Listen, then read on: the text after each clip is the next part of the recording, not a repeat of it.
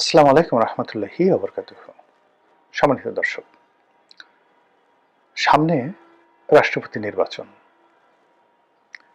অথবা রাষ্ট্রপতি অপসারণ। ডক্টর মোহাম্মদ ইউনূসের সরকার বিদায় নেওয়ার পর এখন সবচেয়ে যে জটিল, কুটিল এবং ভয়ঙ্কর একটি খেলা আগামীতে জাতির সামনে অপেক্ষা করছে।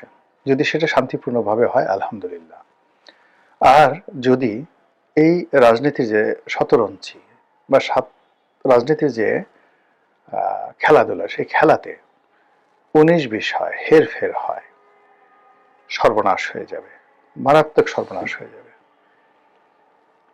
আমি আমার নিজের জীবনে যে জিনিসগুলো দেখেছি, যে আমি পরিশ্রম ছাড়া অপ্রত্যাশিতভাবে অন্যের দয়ায়, অন্যের করুণায় বা অন্যের খেয়াল খুশিতে যখন কোনো একটা জিনিস গ্রহণ করেছি, পেয়েছি, ভোগ করেছি, ওটা আমার জীবনে ভীষণ রকম অপমান, দুর্ভোগ, দুর্দশা, লাঞ্ছনা, গঞ্জনা ডেকে নিয়ে এসেছে। আমি যখন আমার নিজের পরিশ্রমলব্ধ কোনো কাজ করেছি, বা আমার একটা সার্কেল আছে, জীবনের একটা রোড ম্যাপ আছে, যেটা পরিণত বয়সে প্রতিটা মানুষ বুঝতে পারে যে তার পক্ষে কোন কাজটি করা শোভনীয়, কোন কাজটি করা অশোভনীয়। চোর কখনো রাতারাতি যদি ভালো কাজ করতে যায় ধরা খাবে। ও চুরির মধ্যেই হয়তো ওর জীবনের একটা সার্কেল রেখে দেওয়া হয়েছে। ও হঠাৎ অলি আল্লাহ হতে চাইলে, মসজিদ থেকে নামাজ পড়তে চাইলে, ওই দিন সে জুতা চুরি করে না, কিন্তু লোকজন তাকে জুতো চুরির জন্য মারধর করবে। আবার কোন একজন অলি আল্লাহ, গাউস কুতুব, পীর মাশায়েখ, সে হয়তো একদিনের জন্য যে কোনো একটা লাউ চুরি করে বসলো, সে এমন শাস্তি পাবে যেটা কল্পনা করার মতো নয়। যে মানুষ দাতা, অন্যকে দেয়, সে মানুষ যদি কোনো কারণে অন্যের একটা জিনিসের প্রতি লোভ হলো, যে ইস, এই লোকটা যদি আমাকে সেটা দিত, এবং সেই লোকটা তাকে সেটা দিল, সে চেয়ে নিল বা চাইলো না, এমনি দিল, দেখবেন যে তার সেই দাতা যে গুণাবলীটা, সেটা আল্লাহ উঠিয়ে নিয়ে যাবেন। সে আর দাতা থাকতে পারবে না, গহিদা হয়ে যাবে। ভোগী, যে মানুষ মানুষকে খাওয়ায়, শুধু মানুষকে খাওয়ায়, সে যদি কোনো কারণে অন্য মানুষটা খেতে পছন্দ করে বা বাধ্য হয়, বা অন্য মানুষটা খেতে যায়, তার সে সম্মানটা আর থাকে না। তো আমার এই নিজের জীবন দিয়ে আমি এটা জিনিস বললাম, যে আমার জীবনে সব ক্ষেত্রেই পরিশ্রম, সম্মান, মর্যাদা, যা কিছু যতটুকু আমার অর্জন, প্রত্যেকটার পিছনে আল্লাহর দয়া, করুণার সঙ্গে সঙ্গে আমাকে আল্লাহ মেহনত করার সুযোগ দিয়েছেন।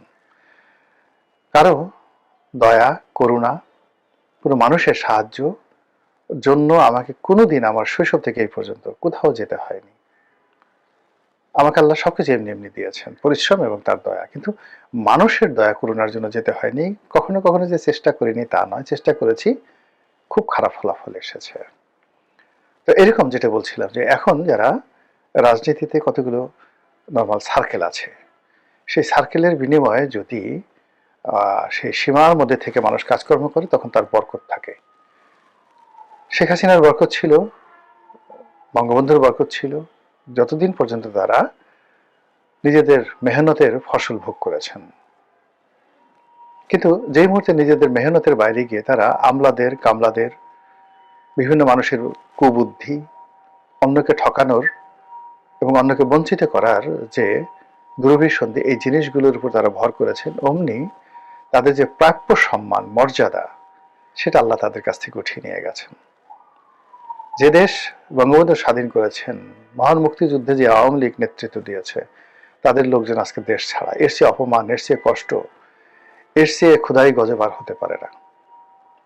যারা দেশের প্রয়োজনে, নিজের প্রয়োজনে বিদেশে থাকেন, তাদের কথা আলাদা। কিন্তু দেশ থেকে যারা পালিয়ে অপমান থেকে বাঁচার জন্য, মামলা মোকদ্দমা থেকে বাঁচার জন্য বিদেশে রাস্তায় রাস্তায় ঘুরে বেড়ান, ওই দেশের শিয়াল কুকুরের চাইতেও তাদের যে মানে করুণ দশা অনেক অনেক নিন্দনীয়। তো যেটা বলছিলাম, যে এই যে একটা নির্বাচন হয়ে গেল, আমি কিচ্ছু বলবো না, আল্লাহ সাক্ষী। আর যারা এই নির্বাচনের সঙ্গে জড়িত ছিলেন তারা সাক্ষী। হতে পারেন তারা অলি আল্লাহ, হতে পারেন তারা সাধারণ মানুষ, হতে পারেন তারা অনেক ক্ষমতাধর ব্যক্তি, কিন্তু তারা বুকে হাত দিয়ে জানেন যে এই নির্বাচনটি হলো, এই নির্বাচনের আগে কোথায় কয়টি বৈঠক হয়েছে, এই নির্বাচনের ফলাফল কেমন হবে, কোনটা কি হবে, তারা জানেন। তো কাজেই সেই যে একটা নির্বাচন হলো, আপাত দৃষ্টিতে সব শুনশান, শান্তিপূর্ণ সবকিছু, কিন্তু পর্দার আড়ালে যা কিছু হয়েছে আপনি আমি না দেখলে তো আল্লাহ তো দেখেছেন। এই বাংলাদেশে একজন প্রধান নির্বাচন কমিশনার সিইসি নুরুল হুদা আমার খুব ঘনিষ্ঠজন ছিলেন। তার মতো ভালো মানুষ খুব অল্প আছেন। সেই নুরুল হুদা সাহেব তার নিজের ঘরের মধ্যে, উত্তরাতে বাড়ির মধ্যে জুতো পিটা খেয়েছেন, চট থাপ্পড় কিলখুশি খেয়েছেন, জুতোর মালা পরিয়ে লাথি গুঁতো দিয়ে তাকে এখন জেলখানায় ঢোকানো হয়েছে। হাবিবুল আওয়াল আমার ডিপার্টমেন্টের বড় ভাই, ল ডিপার্টমেন্টের, অনেস্ট কাকে বলে, সততা কাকে বলে, 2024 নির্বাচনের জন্য তিনি যেভাবে নিন্দিত হয়েছেন, যেভাবে তিনি নুরুল হুদার ঘটনার পরে মব আতঙ্কে অস্থির হয়ে পড়েছিলেন, পুলিশ ডেকে তারপর তিনি আত্মসমর্পণ করে জেলখানায় ঢুকে এখন প্রাণ বাঁচাচ্ছেন। এইভাবে মানুষের যে হক, সেই হক নষ্ট করলে আপনি সামনে থাকেন, পিছনে থাকেন, দূরে দাঁড়িয়ে দাঁড়িয়ে তামসা দেখেন, ঘ্রাণ শুকেন, মানুষের হক নষ্ট করলে দুনিয়াতেই এটার বিচার হয়ে যায়। কেউ রক্ষা পায়নি। স্বাধীনতার পর থেকে আজ অবধি বঙ্গবন্ধু রক্ষা পেয়েছেন? জিয়াউর রহমান কি আপনার কি মনে হয় তার যে মৃত্যুটা খুব স্বাভাবিক মৃত্যু? এরশাদের অপমান, এরশাদের ক্ষমতাচ্যুতি, এরশাদের মৃত্যু স্বাভাবিক? রওশন এরশাদের অবস্থা কি? এবং খালেদা জিয়ার অবস্থা কি? তিনি যে কষ্ট করেছেন আপনার কি মনে হয় তিনি শুধু পুণ্যময় কাজ করেছেন, ভালো কাজ করেছেন, আর শেখ হাসিনা তাকে শাস্তি দিয়েছে? আপনার কি তাই মনে হয়? এর মধ্যে কি কোনো প্রকৃতির লীলা খেলা নেই? 17 বছর তারেক রহমান সাহেব দেশের বাইরে কাটিয়ে আসলেন। তিনি যে 17 বছর অপমানজনক একটা জীবনযাপন করেছেন, কিংবা একাগারের সময় তার সঙ্গে যে আচরণ করা হয়েছে, এটা কি আল্লাহর জমিনে এমনি এমনি কোনো ঘটনা ঘটে? বলেন তো। তাহলে আল্লাহ দায়ী হবেন না যে ঠিক আছে তারেক রহমান সাহেব নির্দোষ ছিলেন, ফুলের মতো পবিত্র ছিলেন, তাকে মিলিটারি নিয়ে মেরেছে, কোমর ভেঙে দিয়েছে, কাজেই আল্লাহ ন্যায় বিচারক নন, আল্লাহ ভুল করেছেন, এই কথা আপনি বলার সঙ্গে সঙ্গে ইমান চলে যাবে। আর আপনি যদি এই কথাগুলো বলেন, বিশ্বাস করেন, তখন আপনার প্রশ্ন করা আপনার জন্য ফরজ হয়ে যায় যে আপনি এই যে 17 বছর এত কষ্ট করলেন, আপনি এখান থেকে আবার নিয়ামত পেলেন, কিভাবে পেলেন? আপনি কি তওবা করেছেন, অনুশোচনা করেছেন? আল্লাহ কাছে আপনি কিভাবে আত্মসমর্পণ করেছেন যে আল্লাহ আপনাকে ক্ষমা করে দিয়ে আবার নতুন একটি নিয়ামত আপনাকে দান করলেন? এই প্রশ্ন করা আপনার জন্য ফরজ। আপনি যদি সেই কৌশল জেনে নেন তারেক রহমান সাহেবের কাছে, তারপর নিজে অনুসরণ করেন নিজের ভুলের জন্য, তখন আপনার আত্মশুদ্ধি হবে। কিন্তু আপনি যদি মনে করেন যে না, আমার নেতা ভুল করতে পারেন না, সব ভুল মঈনুদ্দিন ফখরুদ্দিনের, সব ভুল মাসুদউদ্দিনের, সব ভুল শেখ হাসিনার, তাহলে আপনি গাফিল হয়ে যাবেন। আল্লাহর হুকুম ছাড়া গাছের পাতা নড়ে না। তারেক রহমান গেছেন অতীতে আল্লাহর হুকুমে, আবার আসছেন আল্লাহর হুকুমে, এটি আপনাকে বুঝতে হবে। যা বলছিলাম, সামনে রাষ্ট্রপতি নির্বাচন, এই রাষ্ট্রপতি নির্বাচন নিয়ে অনেক খেলা হবে। সেই খেলার আগে বর্তমান রাষ্ট্রপতি কি মেয়াদ পূর্ণ করবেন নাকি চলে যাবেন? দিস ফার্স্ট প্রশ্ন। সম্ভবত তাকে চলে যেতে বলা হবে বা তিনি চলে যাবেন। দ্বিতীয়ত, কে হবে রাষ্ট্রপতি? ডক্টর মোহাম্মদ ইউনূস নাকি বিএনপির কোনো কর্তা ব্যক্তি? এখানে আমি শুধুমাত্র ওই একটা শব্দ স্মরণ করাই দিতে চাই, যদি ডক্টর মোহাম্মদ ইউনূসের সঙ্গে বিএনপির কোনো কমিটমেন্ট থাকে বা ছিল, এই কমিটমেন্ট বিএনপিকে রক্ষা করতে হবে।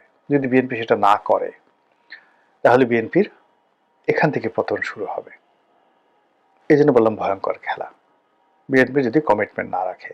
এক, আবার ধরেন ডক্টর মোহাম্মদ ইউনূসের সঙ্গে তার কোনো কমিটমেন্ট ছিল না, তার দলের যে লোকজন রয়েছেন তাদের হক নষ্ট করে তারা যদি একটা ভাব দেখানোর জন্য ডক্টর মোহাম্মদ ইউনূসকে রাষ্ট্রপতি করেন, এটা তাদের জন্য একটা ভয়ঙ্কর খেলা হবে। 3 নম্বর হলো যে হানা ভোট, সংবিধান সংশোধন এবং জুলাই সনদ, এগুলোতে যেই বিষয়গুলোতে তারা নোট অফ ডিসেন্ট দিয়েছেন, সেইগুলো ছাড়া যেগুলোতে অ্যাগ্রি করেছেন, সেই অ্যাগ্রির বিষয়গুলো তাদেরকে অক্ষরে অক্ষরে পালন করতে হবে। এটা নিয়ে যদি রাজপথ উত্তপ্ত হয়, লক্ষ লক্ষ মানুষ রাস্তায় নেমে আসবে, ইনক্লুডিং আওয়ামী লীগ। এই সুযোগে সামাল দিতে পারবে না তারেক রহমান সাহেব, ফলে তাদেরকে কমিটমেন্ট রক্ষা করতে হবে। এখন সেই হানা ভোট নিয়ে, উচ্চ কক্ষ নিয়ে, সংবিধান সংশোধন নিয়ে অনেকেই উল্টো উল্টা কথাবার্তা বলছেন। এটা ঠিক হচ্ছে না, এই কথাগুলো তাদের আগে বলা উচিত ছিল। তারা আমি আগেও টকশোতে কথাগুলো বলেছে যে বিএনপি খুব ধৈর্য ধারণ করছে। তারা বলছে আগে বিয়েটা হোক না, হাঙ্গাটা হয়ে যাক, তারপর দেখা যাবে। এখন ক্ষমতা লাভ করা হয়ে গেছে, এখন তারা যদি অতীতে শেখ হাসিনার মতো তাড়াহুড়ো করে কোর্টের রায় নিয়ে তত্ত্বাবধায়ক সরকারের মানে পদ্ধতিটা বাতিল করে দেওয়ার মতো এইবারও এই জুলাই সনদের সবকিছু তারা বাদ দিয়ে দেন, বিশ্বাস করেন, মুহূর্তের মধ্যে বারুদের মতো রাজপথ উত্তপ্ত হয়ে পড়বে। মুহূর্তের মধ্যে রাজপথ। এই যে এখন আমরা ঠাট্টা করছি, এই রাজুতে আয়, হাসনাত সার্জিসদেরকে নিয়ে আমরা ঠাট্টা করছি, এখন তাদের কথা মতো রাজুতে কেউ আসছে না। বিশ্বাস করেন, বিএনপি যদি তাদের অঙ্গীকার রক্ষা না করে আবার রাজুতে আয়, সবাই রাজুতে চলে আসবে, সবাই রাজুতে চলে আসবে। আমাদের এই দেশ মানে পরিবর্তন হতে খুব দেরি লাগে না। আর যদি বিএনপি তাদের অঙ্গীকার রক্ষা করে অক্ষরে অক্ষরে সব পালন করেন, তাহলে প্রধানমন্ত্রীর ক্ষমতা কার্টেল হয়ে যাবে, রাষ্ট্রপতি খুবই গুরুত্বপূর্ণ ব্যক্তি হয়ে পড়বে। বিএনপির সাথে যদি ডক্টর ইউনূসকে রাষ্ট্রপতি বানানোর কমিটমেন্ট থাকে আর রাষ্ট্রপতির সেই ক্ষমতা ডক্টর মোহাম্মদ ইউনূসের হাতে থাকে, শেষ দিন পর্যন্ত তারেক রহমান বিপদ বিপত্তি বোধে থাকবেন। আবার যদি কমিটমেন্ট বন্ধ করে তিনি যদি তার নিজের পছন্দের মতো লোককে, তার স্ত্রীকে রাষ্ট্রপতি বানান এই জুলাই সনদের অধীনে, তাহলে ওই যে কমিটমেন্ট রক্ষা না করার কারণে ক্ষুধার গজব তার চারিদিকে ঘুরতে থাকবে। তাহলে বুঝতে পারেন যে রাষ্ট্রপতি নির্বাচন নিয়ে তারপর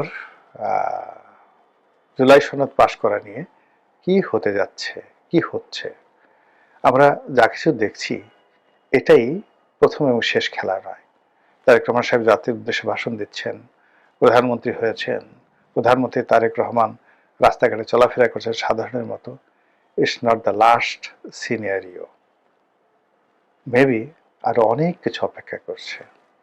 এজন্য ইমান ঠিক রাখা লাগবে, একিন ঠিক রাখা লাগবে, কমিটমেন্ট ঠিক রাখা লাগবে, লোভ লালসা মুক্ত হতে হবে। এবং সেই কাজটি তারা যদি করতে পারেন, অবশ্যই আমরা সবাই খুশি হব। এর কারণ হলো তারেক রহমান সাহেব সফল হলে আমরাও সফল হব, আর তিনি ব্যর্থ হলে আমরাও ব্যর্থ হব। মহান আল্লাহ আমাদের সবাইকে হেদায়েত দান করুন এবং হেফাজত করুন। আসসালামু আলাইকুম ওয়া রাহমাতুল্লাহি ওয়া বারাকাতুহু।